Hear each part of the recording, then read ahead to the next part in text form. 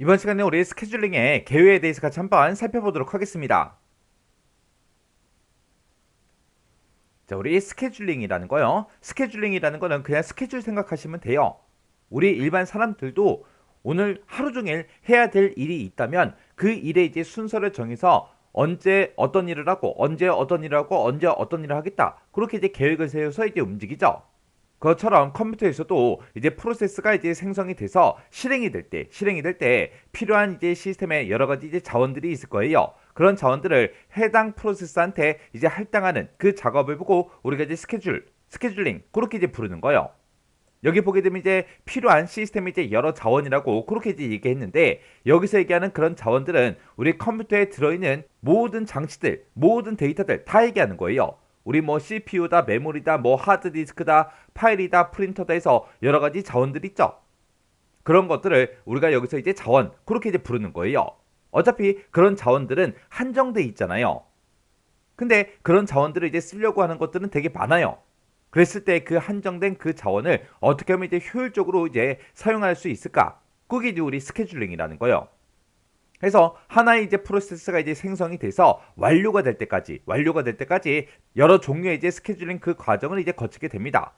근데 이 스케줄링의 종류에 보게 되면 우리 장기 스케줄링이라는 것도 있고요. 중기 스케줄링이라는 것도 있고 우리 단기 스케줄링이라는 것도 있고 이렇게 이제 세 가지로 크게 나눠 볼 수 있어요.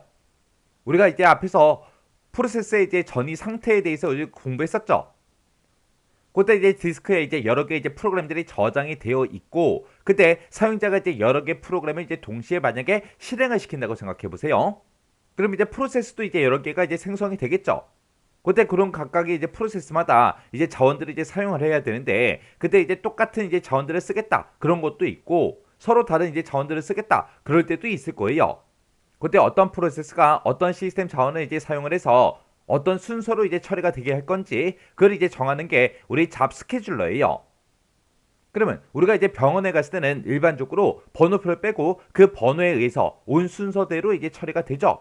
근데 갑자기 이제 병원에 응급 환자가 들어왔대요. 그러면 그런 사람들을 이제 먼저 처리해 줄 수도 있겠죠. 요런 이제 잡 스케줄러를 보고 우리는 이제 장기 스케줄링 그렇게 이제 부르는 거고요. 그렇게 이제 잡 스케줄러에 의해서 이제 프로세스가 이제 생성이 되면 그때 이제 그 프로세서가 전부 다 이제 메모리 영역으로 이제 들어오겠죠.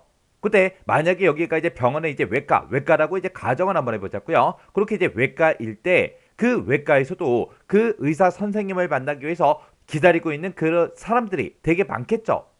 그때 이 준비 단계에 있는 그런 환자들을 봤을 때 지금 방금 막 병원에서 접수하고 들어온 사람도 있을 거고 아니면 어떤 사람은 이미 의사를 만나고 의사가 이제 뭐 MRI 찍고 와라 뭐 CT를 찍고 와라 그렇게 얘기를 해서 그런 곳에 이제 갔다 온 그런 사람들도 준비 단계에 있을 거 아니에요.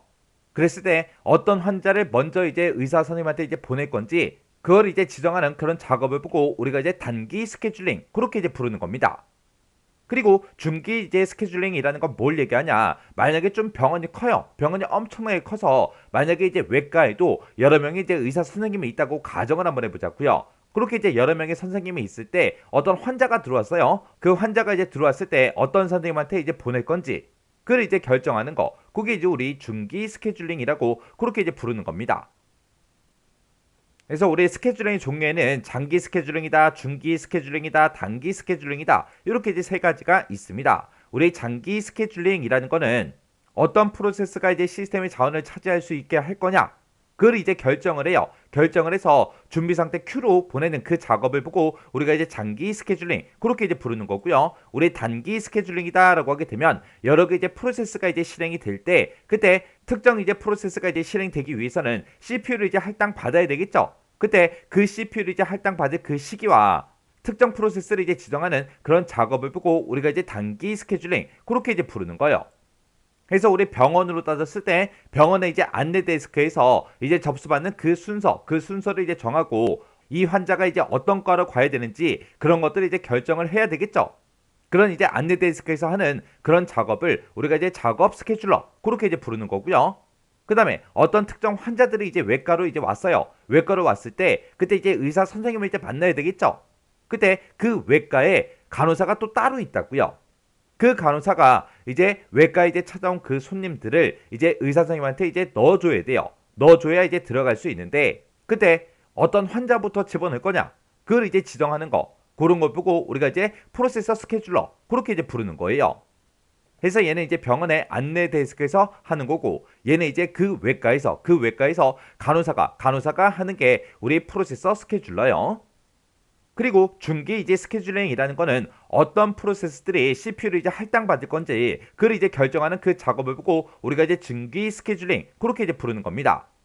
예를 들어서 이제 외과에 선생님이 이제 세 분이 계시는데 그 세 분 중에서 유독 한 명의 이제 의사가 인기가 되게 많아요.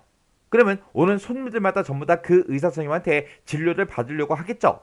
그러다 보니까 그 선생님만 환자가 이제 꽉 찬 거예요. 근데 새로운 이제 또 환자가 또 찾아왔습니다. 그래서 그 선생님한테 이제 진료를 받겠대요. 지금 이 선생님한테는 환자가 너무 많아서 엄청나게 오래 기다려야 된다 해서 다른 선생님한테 이제 진료를 받아라 그렇게 이제 권유할 수도 있잖아요.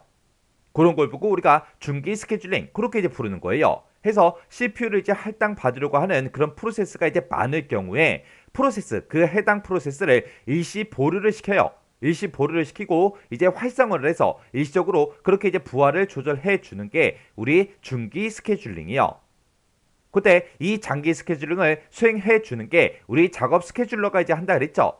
해서 이 장기 스케줄링을 우리가 이제 다른 말로 작업 스케줄링이다, 상위 스케줄링이다 그렇게 이제 부르기도 합니다.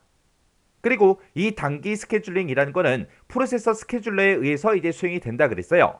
해서 얘를 이제 다른 말로 프로세서 스케줄링이다 아니면 하위 스케줄링이다 그렇게 이제 부르기도 해요. 지금 여기 보게 되면 이제 프로세서의 이제 스케줄링이 됐든 문맥 교환은 우리 프로세서 이제 스케줄러에 의해서 수행이 된다라고 했어요.